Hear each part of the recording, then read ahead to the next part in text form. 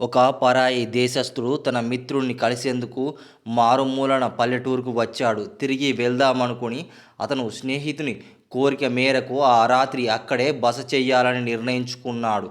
తన గుర్రాన్ని స్నేహితుడి ఇంటి ముందు చెట్టుకి కట్టేశాడు. ఇంట్లోకి వెళ్ళి భోజనం చేసి నిద్రపోయి మరునాడు ఉదయం లేచి స్నానం చేసి అల్పాహారం స్వీకరించి ఇక వెళ్దామని ఇంటి ముందుకు బయలుదేరి వచ్చాడు.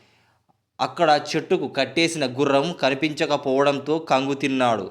విషయం తెలియకుండా ఇతరులను నిందించడం అతనికి ఇష్టం లేక తెలివైన ఉపాయాన్ని ఆలోచించాడు.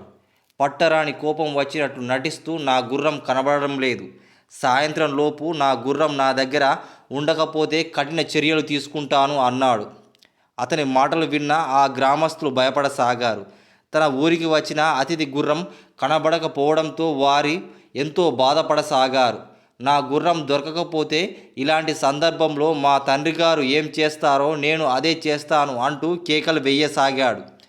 పరాయి దేశస్థుని మాటలు విన్న గ్రామస్తులు విపరీతంగా భయపడిపోయారు. వారంతా గుర్రం కోసం వెతికారు.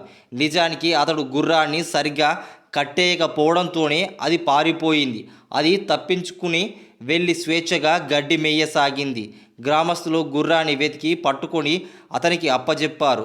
గుర్రం ఎక్కి బయలుదేరడానికి సిద్ధమవుతున్న అతనిని ఒక కుర్రవాడు, గుర్రము తప్పిపోయిన సందర్భంలో మీ తండ్రి గారు ఏం చేస్తారు అని అడిగాడు. ఏముంది, ఒక గ్రామంలో తన గుర్రం పోగొట్టుకున్నాడు. మా తండ్రి గారు ఇంటి వరకు నడిచి వచ్చారు అన్నాడు తాపీగా.